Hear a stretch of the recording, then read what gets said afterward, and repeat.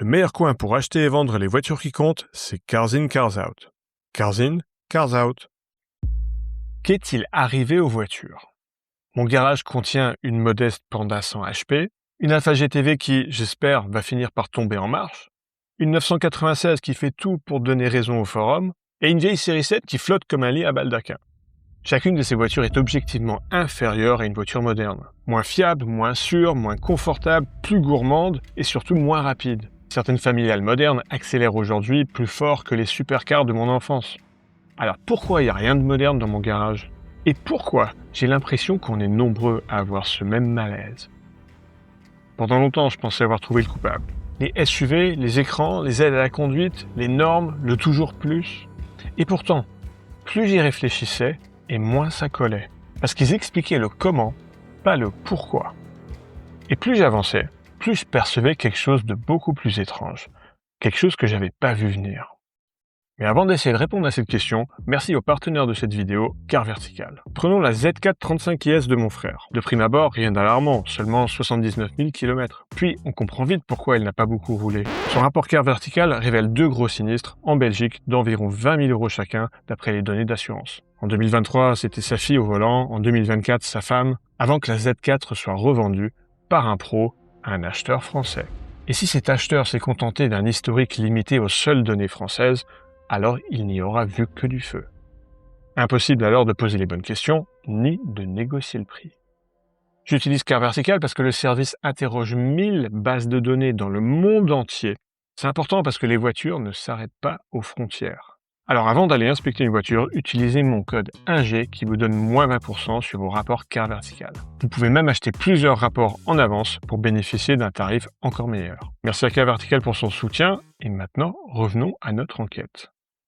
Bon, commençons par reconnaître quelque chose d'important. Une voiture moderne est un objet extraordinaire. Une simple Golf GTI accélère plus fort qu'une Testarossa et protège et prend soin de ses occupants mieux qu'une classe S de la même époque. C'est un miracle technologique. Pourtant, combien de gens sautent encore du lit un dimanche matin en se disant « Allez, profitons, les routes sont vides ». Quelque chose cloche, parce que le plaisir au volant vient d'ailleurs que des seules performances objectives. Mais d'où? Pendant longtemps, conduire une voiture ressemblait à une conversation. Vous appuyiez sur l'accélérateur, le moteur répondait. Vous changiez les rapports. Vous tourniez le volant et en retour, la route vous parlait. Par le volant, le siège, les vibrations et les mouvements de caisse. Une MX-5, une E30 ou même une simple 205 Junior. Tout avait leurs défauts, mais elles avaient leur personnalité.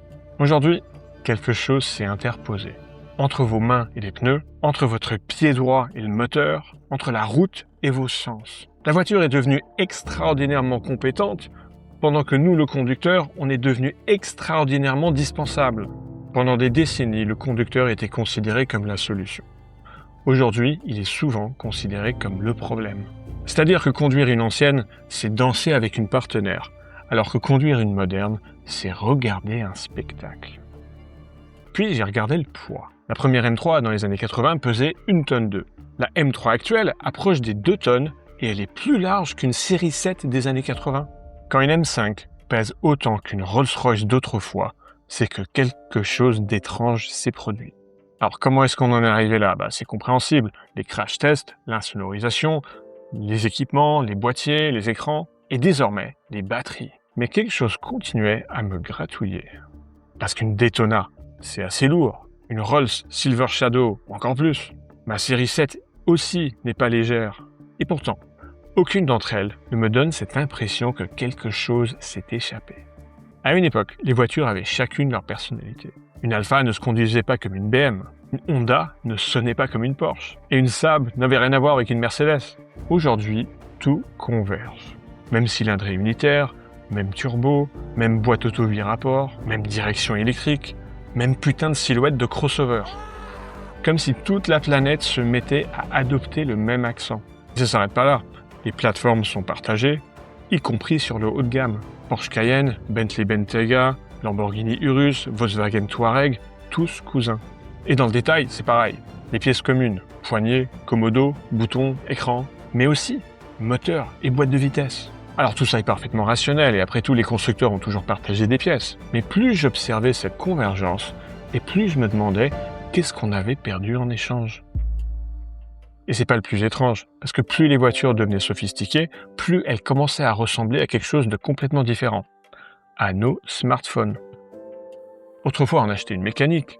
Aujourd'hui, on achète aussi un logiciel. Des mises à jour, des écrans, des applis, des modes de conduite, et même des éclairages d'ambiance. Comme si l'industrie sentait qu'une partie du plaisir avait disparu et essayait de la remplacer. Et ça crée un paradoxe étrange, parce que nos téléphones sont devenus jetables, et nos voitures commencent parfois à leur ressembler.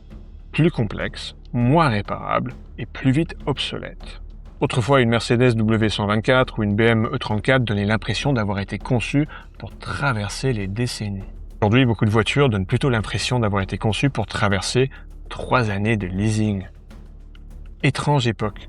Et pourtant, beaucoup accusent les voitures électriques parce qu'elles poussent ces tendances jusqu'à leur extrême. Plus de logiciels, plus de filtrage, plus de poids et moins de différenciation mécanique. Sauf que ce malaise existait déjà avant elles. Parce qu'au fond, personne n'a voulu ça. Personne ne s'est levé un bon matin en se disant « Tiens, et si on rendait les voitures moins attachantes ?» Au contraire, et c'est là précisément que l'histoire devient fascinante. Parce que tout le monde a fait exactement ce qu'il devait faire.